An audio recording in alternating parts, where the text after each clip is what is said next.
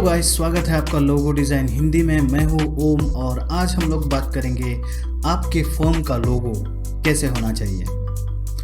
सबसे पहले बात आती है लोगो की कि लोगो क्या है और ये इतना इम्पोर्टेंट क्यों है। तो देखिए, a company without a logo is like a human without face. मैं हमेशा ये कहता हूँ, अगर आपकी कंपनी का कोई लोगो नहीं है तो वो एक ऐसा इंसान है जिसका कोई चेहरा ही नहीं है। सोचो, हम इंसानों को अगर चेहरे नहीं होते तो हम इतनी सारी भीड़ में एक दूसरे को कैसे पहचान सकते। हम लोग एक दूसरे को पहचान पाए इसीलिए कुदरत ने हमें हमारा एक चेहरा दिया है, हमारी एक अलग आइडेंटिटी दी है। ठीक इसी तरह एक लोगो आपकी कंपनी को एक पहचान प्रोवाइड करता है ताकि आपके बिजनेस के कॉम्पिटिटर्स की भीड़ में से आपके क्लाइंट्स आपके पर्टिकुलर कंपनी को ढूंढ पाए उस चेहरे को देखकर। तो कंपनी का लोगो ही कंपनी का चेहरा है। तो ये लोगो कैसे होना चाहिए? तो सबसे पहले इम्पोर्टेंट बात है, लोगो जो है आपका वो ओरिजिनल होना चाहिए। अगर आप कोई ऐसा लोगो बनाते हो या फिर आप ऐसा लोगो यूज़ करते हो जो ऑलरेडी किसी कंपनी का फेमस लोगो है, तो प्रॉफिट आपका नहीं बल्कि उस कंपनी का होगा। मैं बताता हूँ कैसे। बहुत सिंपल सी बात है।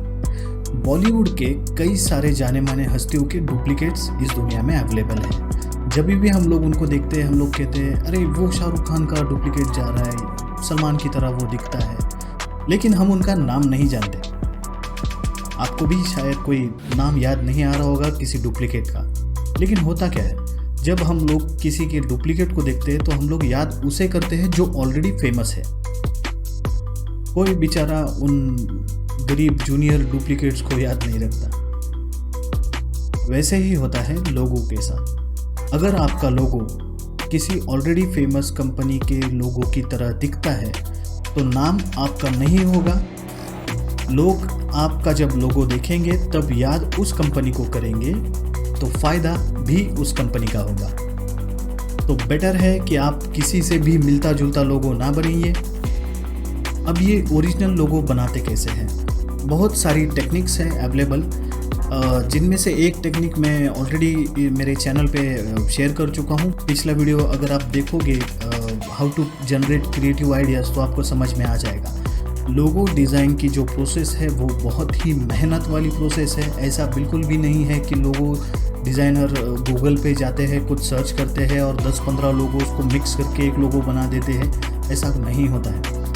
एक्चुअल लोगो डिज़ाइन की जो प्रोसेस है, ओरिजिनल लोगो डिज़ाइन की, वो बहुत ही मेहनत वाली प्रोसेस है जिसके लिए घंटों लग जाते हैं।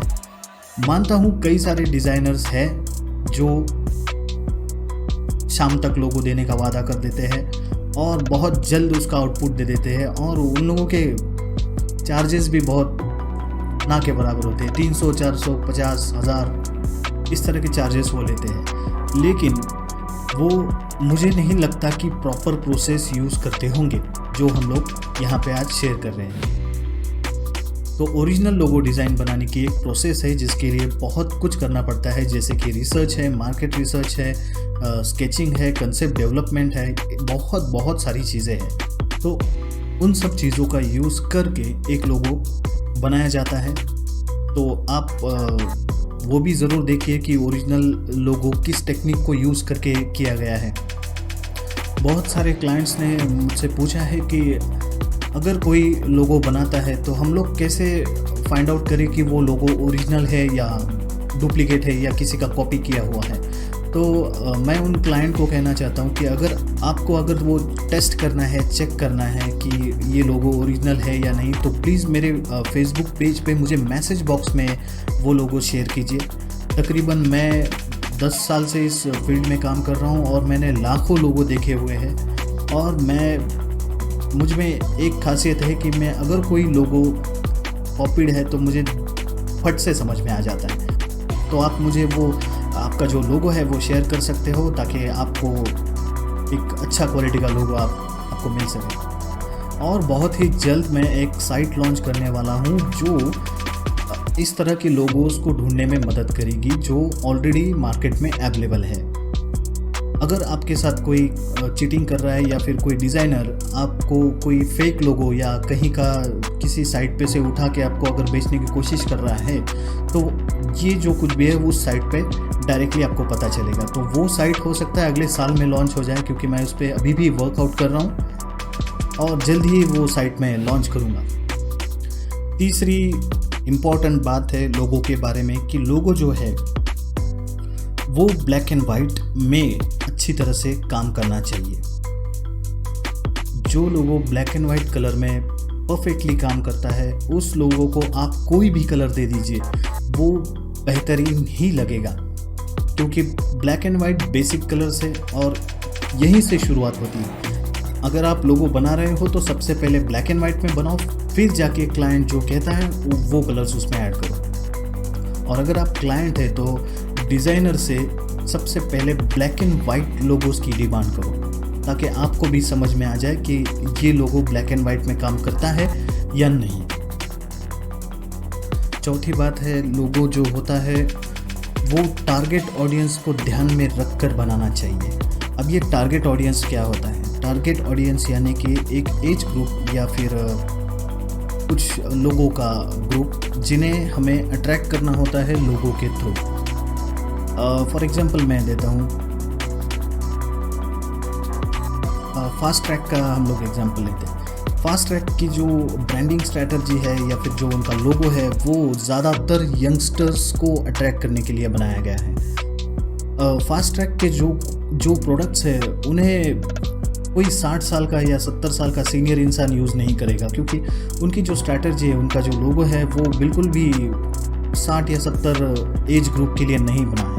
उनका जो लोगो है वो 18 से लेके या फिर 15 से लेके 30 उम्र वालों तक उन्होंने टारगेट रखा है उनका ऑडियंस का। तो आपको ऐसा लोगो बनाना है जो उस टारगेटेड एज ग्रुप के ऑडियंस को आपकी तरफ अट्रैक्ट कर सके। टारगेट ऑडियंस के बाद बात आती है फाइल फॉर्मेट्स की। लोगों का जो फाइल का फॉर्मेट है वो कैसे होना चाहिए, तो उसमें सबसे इम्पॉर्टेंट है कि जो आपने लोगो बनवाया है या जो बना रहे हैं वो वेक्टर फॉर्मेट में होना चाहिए। अब ये दो प्रकार के फॉर्मेट्स होते हैं, एक तो वेक्टर और दूसरा होता है रास्टर। वेक्टर यानी कि ऐसा लोगो जिसे कितना भी आप स्केल कर लीजिए उसकी जो क्वालिटी है वो बिल्कुल भी ख़राब नहीं होती, चाहे आप उसको बिजनेस कार्ड पे प्रिंट करो या फिर किसी प्लेन पे प्रिंट करो, कोई फ़र्क नहीं पड़ता उसकी क्वालिटी में। और रास्टर जो होता है, जो पिक्सल्स से बना होता है, वो जो लोगो होता है जिसे आप जूम करते हो तो पिक्सल्स दिखने लग जाते हैं, वो उसकी क्वालिटी छोड़ देता है। तब जैसे ही आप जूम करते हो, ज़्यादा जूम करने लग जाते हो, उसके पिक्सल्स स्क्वायर्स ऐसे दिखने लग जाते हैं और वो बहुत गंदा दिखता है जब आप उसको जूम करते हो।